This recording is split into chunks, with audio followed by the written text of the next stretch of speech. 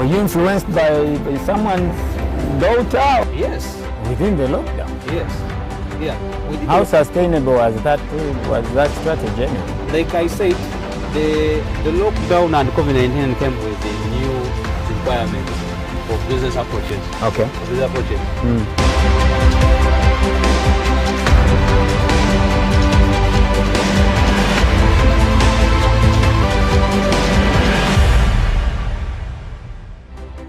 Very good evening, dear viewer. You're most welcome. Rhino TV with a business as usual, or business usual, with your man, with your host, SHABA Edson. The common name is X Level and popularly known as SHABA by a number of people who are within my age bracket. Today, we tend to visit a very hospitable place, very comfortable place, Bamboo Village. It is located along Prison Road. If you're coming from Zambia, you take on the new road that heads to town. If you're coming from the town, it's through the barracks. I mean, if you've never been here, then you've missed a lot about Bamboo Village. We're talking about business as usual, but I mean, even within these COVID circumstances, people are really here having nice meals, nice beverages. I mean, to mention a lot more. It's like I'm advertising, but no, we really need to get the real content about where we are and what we are really doing. I think with the business usual, we are trying to project on a lot more about the business environment in West Nile and in Uganda at large. I would say it is 40 days on the 27th today. It is 40 days down the lockdown, and it is 2 days to the end of the 42 days. Our dear viewer, what would be your expectation tomorrow when the president is giving another speech? Would it be another plus or it would be another minus? We leave that all in the hands of the mighty God.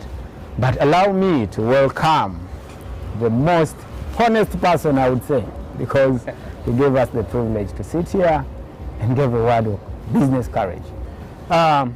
Today we tend to meet the proprietor of Bamboo Village and Oasis 24/7, the most convenient and hospitable restaurant and bar in Arua Town. Mr. Jose, you're most welcome.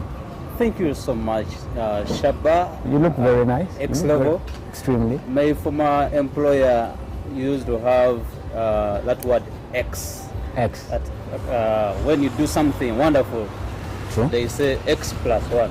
X plus one. X plus one. Expert. X plus one. You can precisely say that. Yes. Thank you so much. I'm honored to be on Rhino TV. Yes. I think this is my second time. Exactly. Within the short span that has existed, I've been with you. This is the second time. So wow. I cannot take it I cannot take it lightly. I'm privileged. Allow me use the name Jose. Thank you. If it is a mistake, you'll have to honor me the apology yourself, because that's the common name we know. So, Mr. Jose, who is Jose? Wow. Thank you. Thank you, if you may allow me, look into our camera and it's for you. Thank you, SHABA. Yes. Most of you prefer to call me Jose, but I've never called myself that name. Basically, Joseph KYOBE WANBUZI. Okay. My name. Yes. I'm a Musoga by birth, not by choice. Okay. And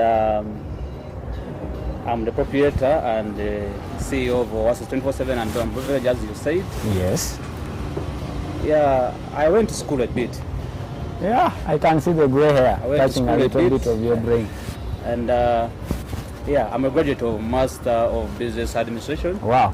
Congratulations, by the way. Thank you. You asked me about that, was it 2 months ago? You can process this also. Yes. Also. When you graduated. Also. Actually, congratulations. I finished my MBA some time back. Okay. But I delayed to go for the paper. Why? Because you're still working things under the tunnel? Not really. When I finished classwork, I think there were a bit of other priorities, business priorities. Now, when the COVID-19 and lockdown came in, it gave me a bit of space to focus on my studies again. Oh. So during the lockdown, I did my research, I completed it. Wow. And I graduated earlier this year. Okay. Earlier this year. Thank you. So that is Joseph. I'm married. Wow. Somebody in Western they say that you don't ask men how many children they have. So, but I'll ask. How many children do you have anyway? Because you're doing all this business for your generation. I'm a West Niler. Ah. Yeah. It's okay. We'll continue. Move on. West Niler. So I love hospitality. Wow. I love hospitality. That's I love good. tourism. That's good. As a service provider. Yes. And as a client as well. Yes. As a client as well. Yes. I have my tagline. You may call it a catchphrase. Okay. Interesting. It's doing ordinary things differently. Wow. Differently. Wow.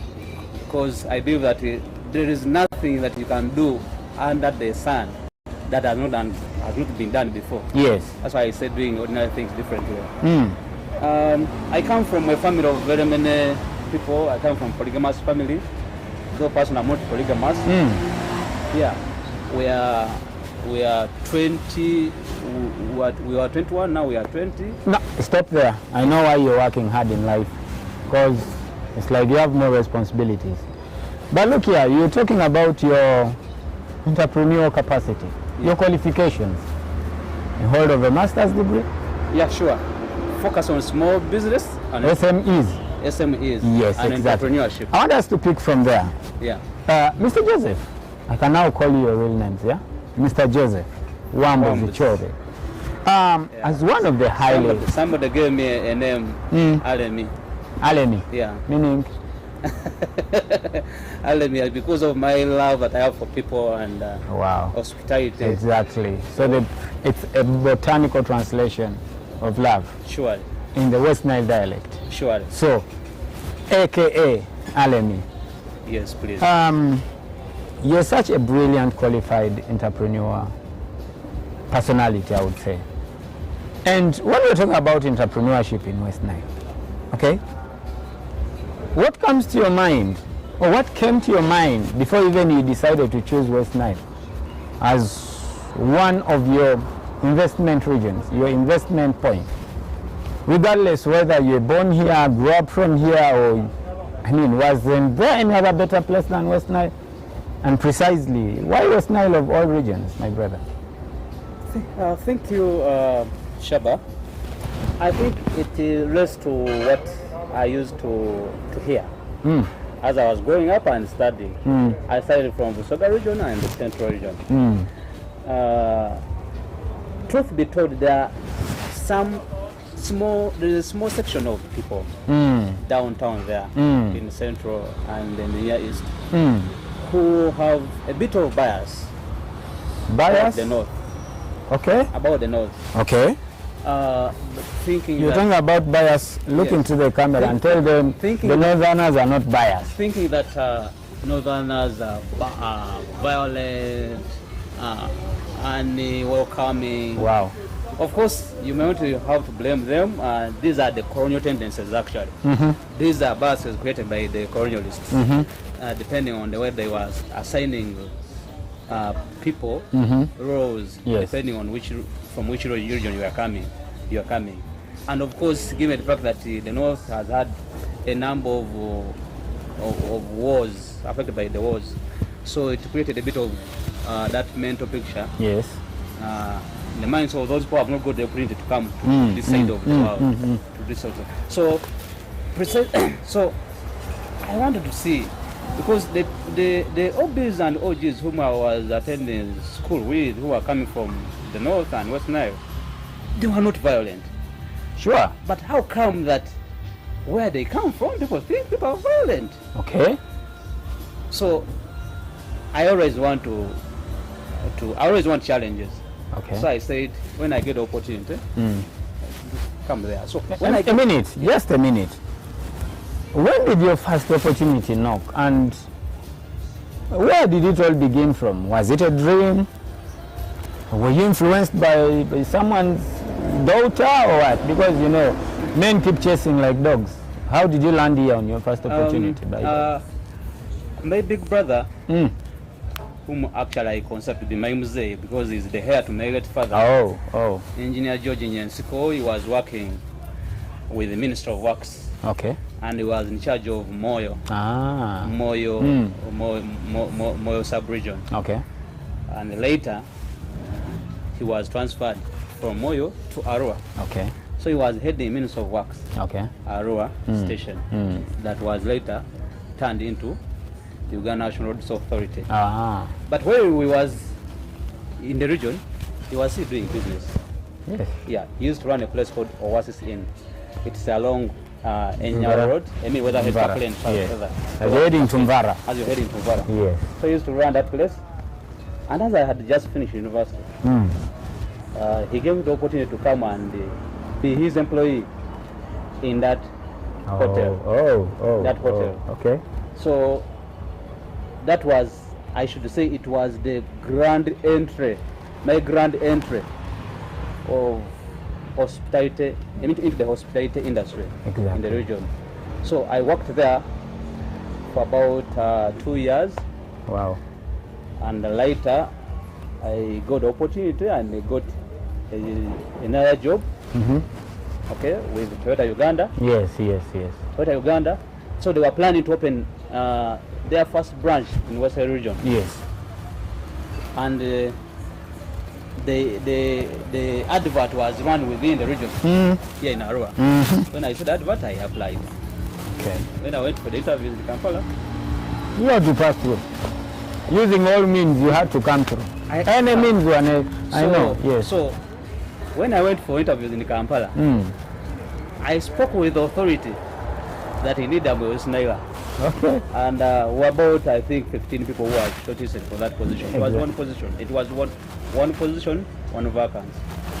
And because of the authority, you spoke with? I spoke with the Alemi authority. Actually, the Alemi authority.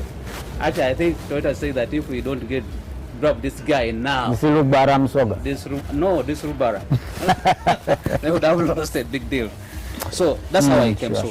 So we came and opened the Toyota branch in 2010, July 2010. We ran the branch. It is the current KKT bus terminal. Exactly. That was our workshop. I think that was the first place I saw you in. Yes. So we worked there from 2010 to 2013, July.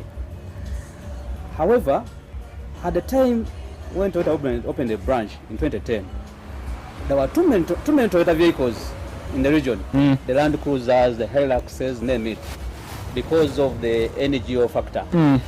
Around 2009-2010, there was still a war in Sudan. Yes. But around 2013, there was relative peace in South Sudan. So most of the NGOs in the Western region, they either downsized or closed completely. Okay. And therefore it meant that the Toyota vehicles were reduced in the region. So Toyota found it like, it wasn't viable anymore to continue running a branch in West Nile. So they closed. So your mind had to switch. Actually, I should say we closed. So when we closed, we were all transferred to headquarters in Kampala. Kampala, yes. Kampala. Now it had been about almost 5 years from the time I was away from Kampala. And I was wondering, if I go back to Kampala, will I have to train again on how to cross the streets? Did you look at yourself like being demoted or taken back to the village? Because you're already an uptown boy, you're in Rua, you had already gotten the concept of how to manage business, I think so, right? Yeah, that one, I think that one somehow in a way it has been, it is in my blood, in my DNA, but I also take a lot of learning. Okay. I'm too inquisitive. Actually, I'm one of the, I almost question everything about life. Sometimes I even question God's existence. Okay? Stop. I don't say that God doesn't exist. Wait. But I question. Wait 1 minute. Our dear viewer, the words that are being spoken here will never be and ever be the words of Rhino TV. They are personal. Sure. No one judges God. No one blames God. No one thinks about God the negative way. But there is a gentleman here who still feels God is wrong sometimes. Anyway, no. Apart from that, Actually, let's go the business way. I don't say God is bad, but I question God's existence. And in the process of questioning, I get to understand God better. And by that, that's why I'm wedded. I am not sure whether you wedded, but because I wasn't there, you should have called me. Yeah, so we closed the branch, and at the time we were closing the branch, because I saw it coming, our sales were reducing every other day. Yes. And as a responsible employee, you will see that really your organization is not working well. Yeah, sure. It's not working well. We did everything possible as employees to see that we were sustaining the branch, but things couldn't work out. Yes. So when we went back to Kampala, and basically I just went to resign, because in my mind I had seen opportunities in West Nile, and I was looking at staying in West Nile for a longer period. For a longer period, true. And the rest is history. Yeah. One fact that remains that I'm still in West Nile, and I'm going nowhere. You're going nowhere. So with this kind of roots in business, I can also project that I think you have Lugbara looking children, right? This kind of environment where we are. Thank you. You know, all people are made in the image of God, so we all resemble God. I thank you that now you're talking good about God. So, Jose, along the way, precisely, business gets hit up by insurgencies in different directions. And globally right now, business is totally suffering a very strange pandemic called COVID-19. Because when I talk about business, I talk about the consumers and the consumables. And you'd find it in the light of day that out of 10 businesses, at least 4 close per month. On average, 4 businesses or more are closing. I mean, what is your real take? And how do you really live to survive amidst this kind of business attack? Has COVID been such a blessing to your industry, to your business? Are you disguising? You're not failing in any way? Because I can see you're still blossoming. Shaba, maybe the question should be, how has COVID-19 affected me, my people, and my businesses? No. The question is, you still exist. How have we responded? My brother, I am the host. Thank you. Okay. So I think I have the right to ask the question the way it's supposed to be answered. Mine is, has COVID been such a blessing to you in disguise? I would say no and yes. Let's go with the no first. I would say it is COVID-19 and relatives. People have lost life. How did you realize that, by the way? How did you realize it was about COVID that you lost? People have lost life. They have died due to COVID-19. Okay. They have died due to COVID-19. When we first had the announcement, that was, I think, 18th of March, 2020. I remember that day. Yes. Vividly. Yes. Vividly. It was at 8 p.m. And I was on the TV and I was expecting the president to speak. Somehow this thing that we might go into a lockdown, but it was too hard to believe. Not until we had one death. Not until I heard a guy that, yes, we are closing this sector. And the guy began with our sector. Not the guy, our dear president, sir. Not the guy, our dear president, sir. The president, thank you. Thank you. He began with our sector. So what next? So I immediately called my team, all the workers, and I briefed them that they shouldn't panic. Okay, we are going to look at the situation jointly and come up with ways forward. Okay. Ways forward. So we were affected. Like I told you, we lost lives. Yeah, true. Our customers stopped coming to our premises. Okay. And these customers, they had become part of our family. They were actually family. Our service providers, we reduced the orders that we were making on a daily or even weekly basis. Our partners, the beverage companies, they stopped engaging. Yes. Okay. So it was also at first we got a bit stranded, but we said no, life must continue, and the world will never stop because of COVID-19. You instantly had to choose and mute the panic button. So we just had to devise our service delivery mode. Yes. Before, customers were waiting. I mean, they were coming to us. This time we had to go to them.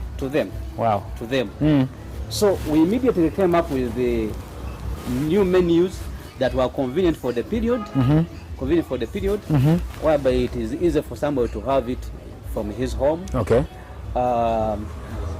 We even came up with the options of preparing some of these meals. Okay. From the customers' place. Are you sure? Special arrangement. Wait. Keeping the SOPs into practice, into place. Okay. Observing the SOPs. First, wait. You went a little bit wider that you start preparing the customer's order from you. Sometimes is that outside catering? It's not outside catering. What is that exactly? It is taking the service to the customer. Oh. Not the customer coming for the service. Okay. Yes. Yeah. Yes. Move on. So we became so aggressive with online marketing. Okay. Online marketing. And everyone can bear witness that every time you go on Twitter, on Facebook, you would see what is 24/7 Bamboo Village. And sometimes even Alemi himself, Jose himself. So that's what we did. And of course, painfully, we had to revise the schedules for our workers. Okay. Our workers. They started working in shifts. Because the business activity level couldn't accommodate all of them on a daily basis. Okay. And then the other thing also we did that we used the lockdown period to train our staffs. Okay. You could have seen in the media. Yeah. In the media. Sure. Yeah. You have been training our staffs. But by the way, wait a minute. I even saw you doing recruitment. Yes. Within the lockdown. Yes. Yeah. We did. How sustainable was that strategy anyway? Like I said, the lockdown and COVID-19 came with a new requirement of business approaches. Okay. Of business approaches. For example, you may find that you need a staff who is able to multitask. Okay, who is able to multitask because this was like war. A chef couldn't just be a chef. A chef is also a marketer. He's a cleaner. You know, so that's what we had to do. So when you saw us advertising, when you saw us recruiting, we were trying to reposition our business. Okay. So that we remain competitive in the marketplace. Yes, our dear viewers, still going on with Mr. Jose KYOBE, the proprietor of Bamboo Village and Oasis 24/7. I think for the interest of every viewer to know and to understand what your business model would be, what is your perfect business model for a service provider who wants to start this kind of business? Along the way, when we are not rest assured of the COVID situation, what would be the best business model right now? First of all, maybe we didn't really talk about our mandate. We're hospitality business.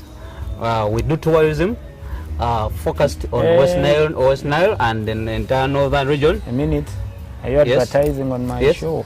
No, these are facts. You're advertising on my show? I'm stating facts. Producer, there is a paycheck you need to write. Someone is advertising on our show. Of course, even the viewer out there. Yes. These are the services probably has been missing. Okay. So for the moment, let me give you a free offer. You can advertise your business for another 1 minute. Okay, let me state facts, but maybe if it's an advert as well, you'll pay. It's added advantage. Okay. So we a hospitality business. We do tourism, focused on West Nile region and the entire north. Okay. We do events management and logistics management. Okay. Yeah, that is our core. That is our core. And in this kind of business, we've been doing this since 2013, since December 2013 to date. Yes. And we are humbled that we have had a number of recognitions in that aspect. Wow! Congratulations. Yeah, thank you. At local and national level. Okay. At national level. Yes. To the extent that we have even attracted partners. Wow. Partners. Yes. Including a government, actually. Wow. Including government. That's the end of your advertisement. Our dear viewer, you are still tuned in to Rhino TV with your host Sabasaba Edson Shaban, and we are still grateful to tell you that you can still switch onto our online TV, that is Rhino TV, on your Facebook login, and you still find where Rhino TV is. Log in and like it and keep following our programs. We still essentially have a lot more to deliver. Please, in any way that you may need our support, in any way you may need our marketing strategies, our marketing platform, Rhino TV is still available. We are located at Ochiba. Yes, Ochiba Coast, right? And then when you reach, you'll find a building at Ochiba Coast. That is West Nile Web, by the way. If you ever bring us business, I think it will be the best payback. Yeah. For such a platform.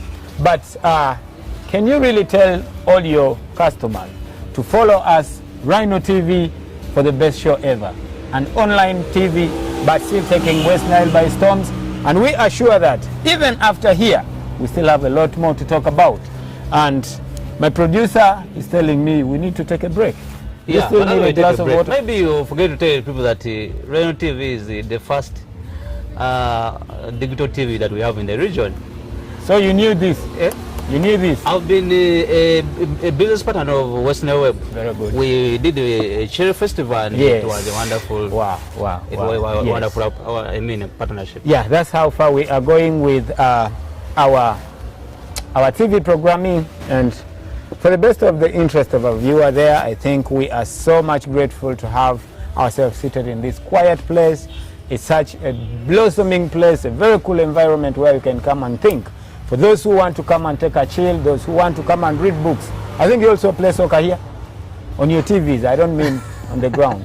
You play soccer on the TV, We right? play digital soccer. You play digital soccer. And other sports. Like and still, as he said, you can still order your menu away from home and still get it delivered, right? Sure. And how many minutes? Depending, but from 5 minutes. 5 minutes? Yes. Yes. Yeah. So, Mr. Jose, when we come back, we are picking it right from there. What would be your best advice? What would be your best strategy for a business person who wants to still invest and start business within this COVID environment? What would you be seeing business like in the next 3 years? What would be the long-term, the short-term strategies of someone who still wants to run business in West Nile or in northern Uganda or in Uganda or globally? I think you'll come up with the right answers when we get back. Dear viewer, still stay tuned to Rhino TV, our home TV, with your host Sabasaba Edson.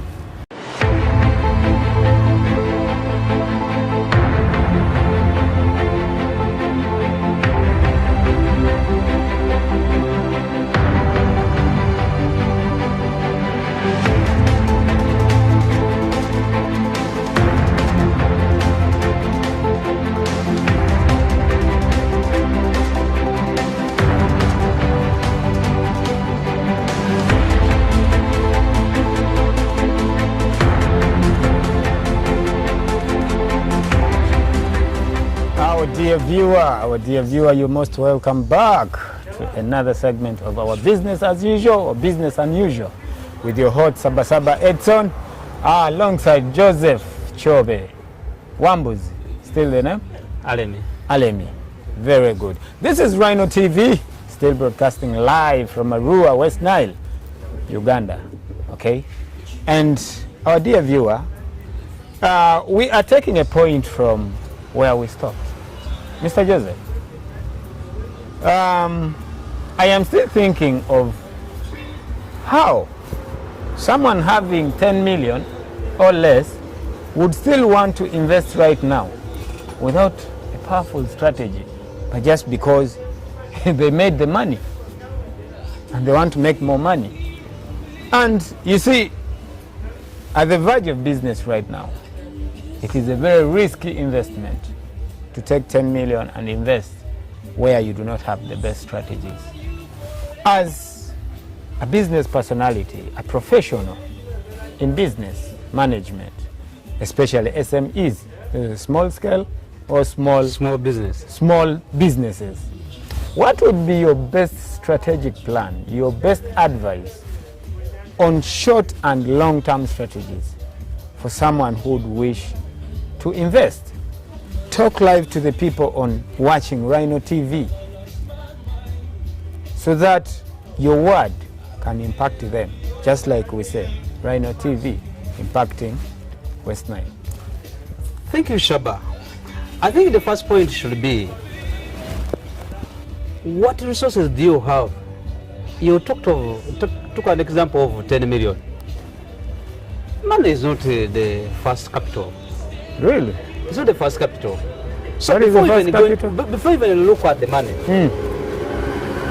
now we have several types of resources. Yes. We have human resource capital, and that's your head.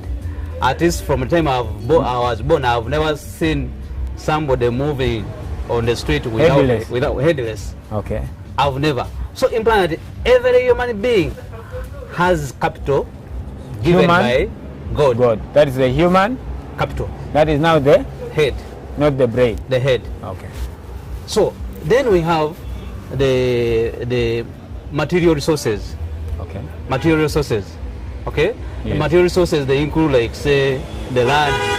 You told me that your father gave you land. That land is capital. Okay, it is property. It becomes capital when you start looking at the land, the idle land that you have, into a business perspective. Okay. So for now, you might be having property, which is land, but you need to turn that property into capital. It's already in your possession. Yes. Okay. The other resource that we have are these intangible resources. For example, the network that you have, the friends, the relatives, the colleagues, The in-laws. the in-laws. Okay, that is, you can turn that network that you have into capital. But like I said, the network only becomes like business if it becomes capital if you look at it from a business perspective. Yes. Okay. Yes. We have image. SHABA is a brand. Okay, SHABA is a brand. When they look at you, before you say anything, there are things that people expect out of you. There are trust levels that they can owe it to you. Okay, so that is capital. That is capital. So now the money, the 10 million you're talking of, comes to complement these other resources that are at your disposal. That are at your disposal. So that is the first thing. So the first thing that we need to do. Wait. Yes. For starters, what you want to tell me is business starts with a mindset. There's no doubt over that. There's no doubt over that. And then it trails down into what your mind can make your eyes see. Certainly. Wait. Yes. In a scenario where I have the brain, I do not have the land, I do not have the image, the brand, I do not have even the 10 million, how do I start business? Like I said, there is nobody who is still breathing who doesn't have capital. Every human being, like I said, has capital, because every human being has a brain. Okay. Now, I'll give you an example. Oasis 24/7, where we are operating, okay, it is a rented premise, but we are using it, and of course you will say that we are paying rent. Now, there are certain things that we did for the landlord in kind that were translated into money terms. Okay. Okay. Okay. Okay. Yes. My landlord may forgive me for exposing bringing out, but for the benefit of our people, we have to use this as an example. No, it is understandable. You're teaching the world. You're teaching my view. So many times when you get money and you have not fully utilized these other resources that you have at your disposal, you're bound to misallocate that hard-earned money. So now, so that's the first thing we need to do. What do you have? When you look at yourself, what do I have even from my house? Maybe I'll take it back on how I began Oasis 24/7. It is important to know this. 24/7, yes. Shortly after my wedding, and people gave us too many presents, gifts, that we were in a small house and it didn't even have nowhere to put the gifts. Gifts. You had saucepans. So they were in the store. They gave us sofa sets, plates, cups, spoons, forks. so many things. Now, yes, that is what a local man gives. Now, whoever actually gave me a gift, I'm happy to tell you that I'm still feeding partly because of the gift that you gave me. Okay. For example, I carried a sofa set which was in my sitting room to Oasis 24/7. To start a business. Start a business, and up to now, okay, that sofa set you're saying Oasis 24/7, it was a gift on your wedding day. It was a gift. It was a gift. I agreed with my wife, and we carried the bed. The fridge. Oh, I thought the bed also. The fridge, we wouldn't be having children. Okay. But anyway, so the issue is, basically, we looked at what do we have in the house, which is idle. Okay? Which is idle. We carried those things to Oasis 24/7, and we began those ones with. The other thing is that, so having accumulated quite a big network when I was working with when I was employed in the region, I realized that all these NGOs and the government parastatals that you were serving with my when I was with my former employer, these are the very people who would be my customers for my new business. Yes. Okay? Yes. And it didn't just begin at the time I was beginning business. From the time I joined the company, I was building a personal relationship with these partners. Yes. Of Toyota. So when I left the company, but I didn't leave my relationship with the people whom I were working with, yes, including my former workmates. Yes. Okay. So networks is important. It is because of network that you get recommendation to go and bid somewhere for a contract. It is because of network that somebody would recommend a customer that let's support our friend, our brother. It is because of the network that even a financial institution provider will say, this one, as to his son, so it is okay, we give him credit. I want to pick it from there. You've already started talking about social network. Yes. Building a very coexistence, right? Even formally before starting the business. Now, I am probably looking at my great viewer who is deep down in Ochoko or deep down in Ivo, and I plan this viewer or this business-minded person as an SME, yes, that he wants to start small. I want you to pick right from there. When I asked you about strategies, the long-term and short-term, I want the short-term to be fit exactly where my question has come from. Okay. That small earner somewhere in Ochoko who wants to start business. What is that best strategy, business strategy, that this gentleman or gentle lady must put behind her back so that he can sustainably live in Arua or live in West Nile under the business circle? Now, two also things to look at. The first thing, to that person out there, the first thing is begin from where you are with what you have. That is one. Begin from where you are with what you have. Don't come from Obongi, okay? You're a resident of Obongi, then you start business when you join Arua City. That will never work.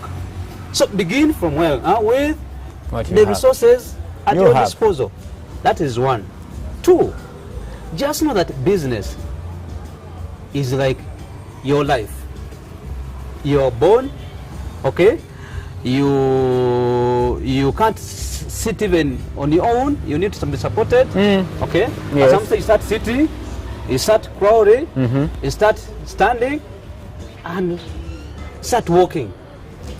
Start walking. In this aspect, I think you start running. The most point I'm picking from there is start with what you have and from where you are. Exactly.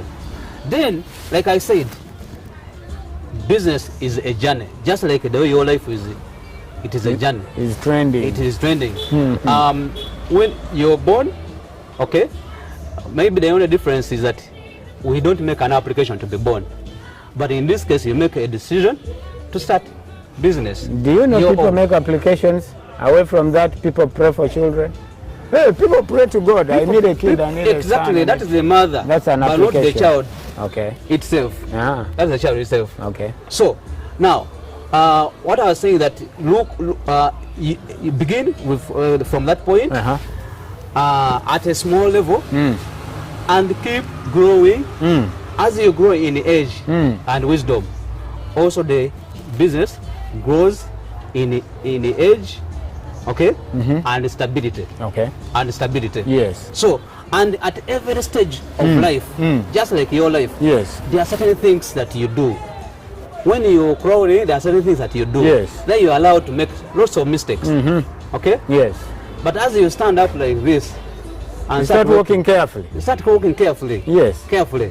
So is the business. So is the business. So you keep it on growing like that, and at every stage of life of a business, there are different challenges, and sometimes the approaches are different. The strategies have are different. But before we go for the long term, we are in the lockdown, we are in this COVID situation. What do we need to do? For example, you have a business which is already running, but you're finding it too hard to run it. So what do you need to do? One is mind the way you spend. This is not a time to have lots of luxuries. Luxuries vary from a person to person. Okay? A minute. Luxury, is it still in the business environment, in the business budgeting, or it is in the setup that we are living life? Now, many times, like I said, a business has a life, just like the operators have lives. So sometimes when you separate your lifestyle from the lifestyle of your business, the two tend to go down. How do you mean? Okay. How do you mean exactly? I thought the two move together. The two move together. The own of the business and the business. I thought they have to shift together. If I'm spending, my business is spending. That's what I'm saying. If you're spending luxuriously, if even your business is spending luxuriously. If you're focused, your business is focused. Okay. It's focused. Okay. So we move in the direction. Do you think of saying that separate yourself from the business? They are mainly on paper. They're on paper. They're mainly on paper. Picking it from there, Mr. Joseph KYOBE is still our very, very, very good guest for the day. This is still Rhino TV, tuned online on Facebook. You can still go and search for Rhino TV. Like it and keep following us on Facebook. And we still think that we have a lot of content to deliver. And besides that, if we look at the moment right now we're in, yes, along the way we think we are going to have power in West Nile. If I say power, I mean hydropower. Hydropower, the high voltage power. which can kindly enable us to have industry, to have production done at a cheaper cost, if I may think so. I'm sorry if I am not really Maybe. trying to substantiate it, preferably at a better ground.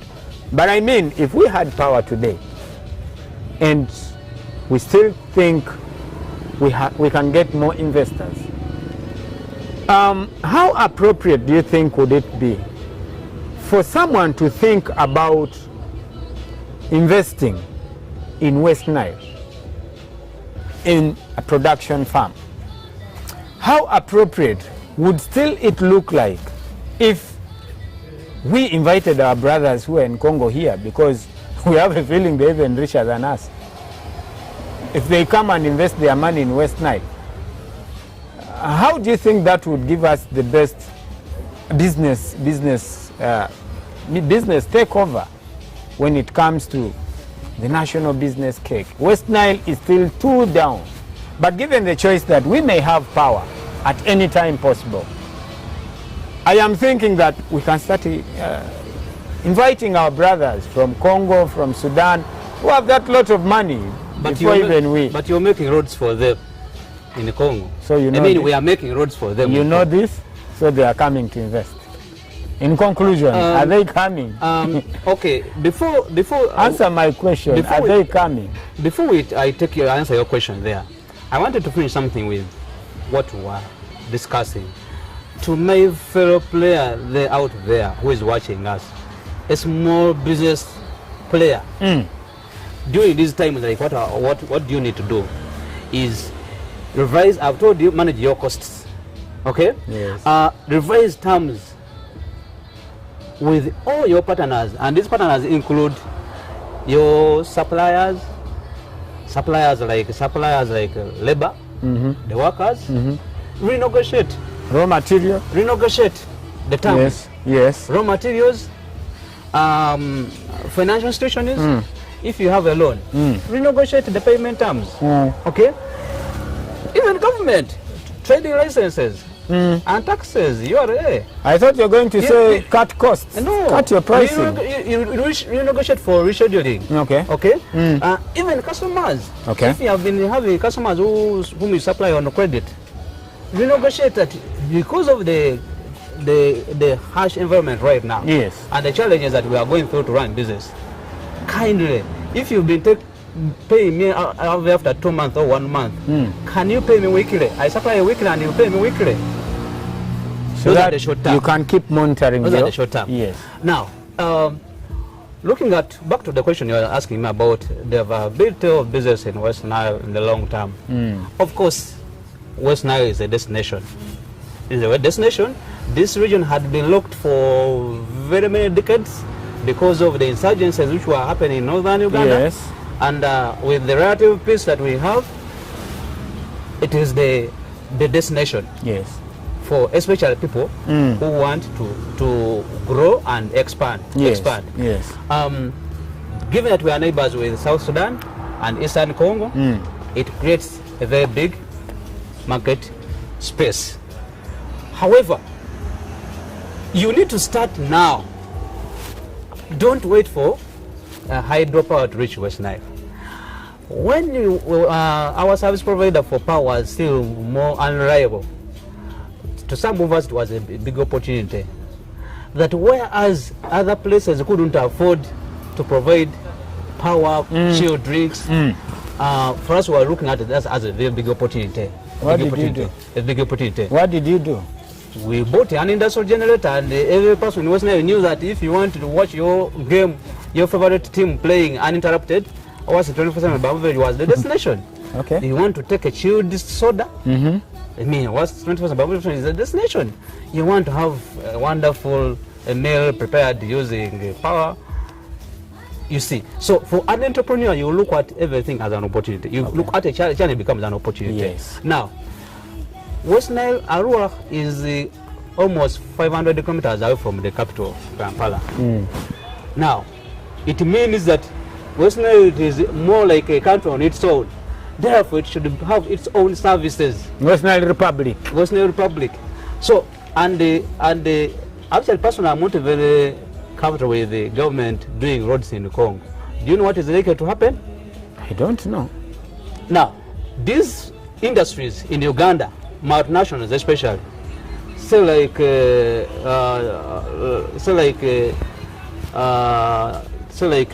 Nile breweries or Coca-Cola, they transport soda all the way from Kampala To the Congo. to Congo through Arua. Yes. Now, because of the taxes, once the road network improves in Congo, don't get surprised that Coca-Cola will go and establish a factory in Congo. Okay. And kills the business in And Uganda. kills the business in Uganda. Okay. Because they will be looking at how can we dodge or evade taxes, these taxes.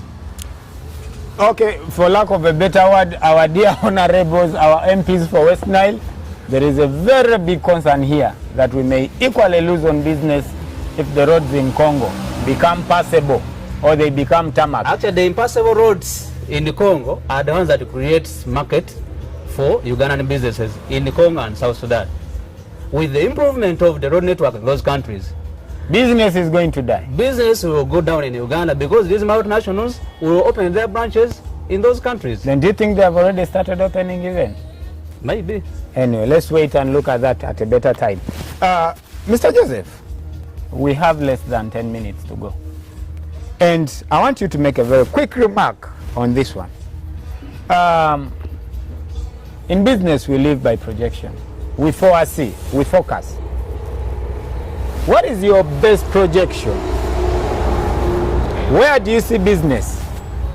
Within or even outside the lockdown or the pandemic? Where do you see business in the next 2 to 3 years to come? In West Nile exactly, is where I want you to give us a glimpse. Thank you. My projection is that in the next 3 to 5 years, we are going to see, actually, you see, history is going to be made. How? We are going to see, we shall be having statistics of businesses that closed. Okay? And where we shall also be having statistics of businesses that survived the lockdown. And, and lastly, Before, Yes. is that a curse or it's... and lastly, Wait, is that a curse? I'm an analyst. You're an analyst. I'm giving you, Do you see yourself closing I'm at giving- any time? closing it means that dying. So ask me, should the question to be, are you ready to die? Of course I'm not. I am asking again, have you died? So are you speaking to the non-living? Okay. Business as usual still on Rhino TV. Joseph, what is your best projection of business? So like I Next said, 2 to 3 years. we shall be having statistics of businesses that closed, statistics of businesses that survived the lockdown and the pandemic period, and we shall also be having statistics of new emergers. Okay. I mean new mergers rather. So there are some business enterprises, big ones by the way, that are going to collapse. Where at the same time, those ones, there are people are not sleeping. The lockdown is on, but there are so many people who are earning, and their businesses are thriving. So those ones who are thriving right now are the ones who are going to carry the day at the end of the day. They will be the new boys on the block. Okay. Okay, so just expect that by the time all this ends, we shall be having new business leaders. Last but not least, the fight is still on. Okay. The war is still on.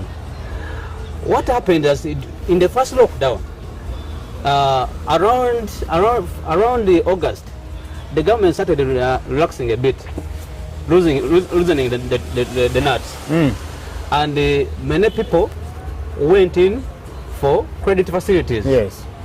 As a way of revamping their Yes, businesses their around businesses. October, November, December. Mm. Now, again this year, the lockdown is back. Yes. So people were getting credit with the hope that they are going to revamp their business. They were getting things on supplies.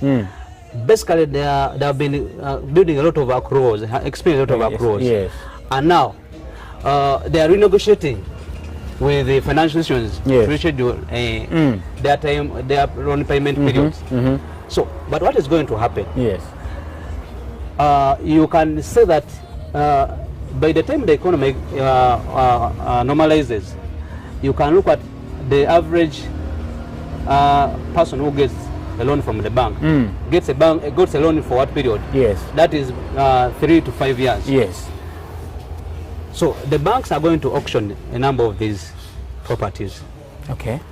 These properties. So people are already losing on properties. People are losing. People are losing. And the banks haven't taken real action because of the situation.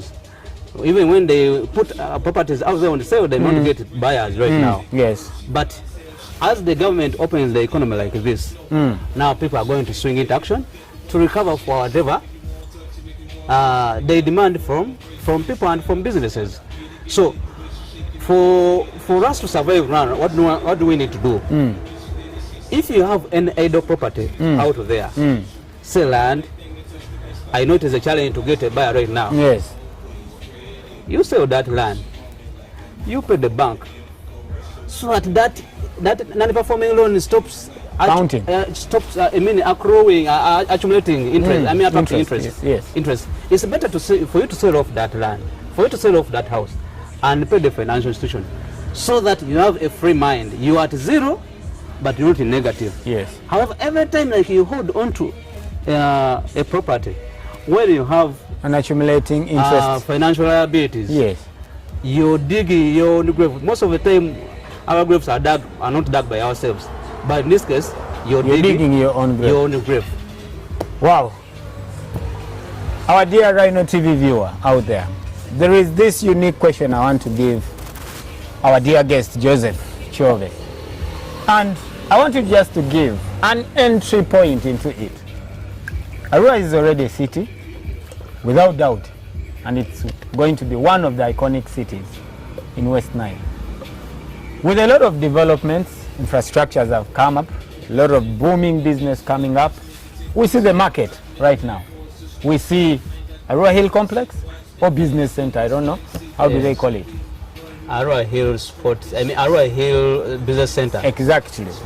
Now, supposing you are the person who invested in this kind of a multi-billion investment or multi-million investment within the current situation, that even you have no mind that tells you that someone will afford to rent one of your rooms at 600,000, 500,000, because that is the rate in Arua that we know.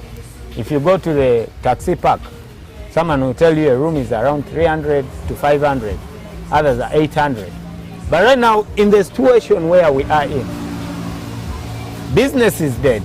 People are just maintaining the least stock, the least capital. Do you really think this market is going to give a very good business sense for someone to start a business in there? Do you think Arua Complex or Arua Business Center will still have its targets met if it opens so? Give me a glimpse, because that's a very big topic we may choose another day for. Thank you, SHABA. One thing I need to remind you of that every time you don't have money in your wallet, it doesn't mean that Bank of Uganda has collected the money from the public and thrown it in Lake Victoria or Albert. No, if you don't have money in your wallet, it means that the money which is supposed to be in your wallet is being held by someone else. So what is happening in the economy right now is that the money is being held by a few people because the economy is locked. Now when the economy opens up, now those few people who are holding a lot of money, they will start sharing it with the public in terms of business linkages, synergies, partnerships. How long do you have to wait for that moment? For how long? So like I said, it's the government immunizing people, empower health facilities, and open the economy. So the rest will take it in a natural course. For how long do we wait to see that happen? Back to the question. Certainly, those markets are a very big resource to the region and the country as a whole. Very true. If you're not being able to rent a room, you vacate it, and somebody else will enter. Okay. Will enter. And the idea, that's how life moves. As you Okay. are dying, somebody is Someone being is born. being born. Somebody is being born. Wow. So those are very big opportunities. On the side of the property market as a whole, the big resource that they are going to somehow neutralize some of these landlords who have been too rigid. Mr. Joseph, we may be cut by time, and I think I'll just give you one more added minute to say a word of thanks and to say any word, any comment that you want your viewers to have before I may close the show. Thank you so much. As we wind up, I need to remind my colleagues that what will make us survive is not to look at ourselves as competitors, but rather as partners in business. Wow. Joseph alone, once 24/7 and Bamboo Village alone, we cannot make an industry. Thank you. An industry is an industry because it has very many players in the market. Thank you So very much. we should work in partnerships. Lastly, when you sleep, it doesn't mean that the world has gone to sleep. It is only you who is sleeping. I thank you, and thank you so much, Rhino TV, for giving this opportunity to be hosted. Thank you. Thank you very much, Mr. KYOBE Joseph, and I am still your host, Saba. Keep watching Rhino TV all the way. We are going further in business as usual. I think we have to tune in next time, and I want to say thank you, Joseph.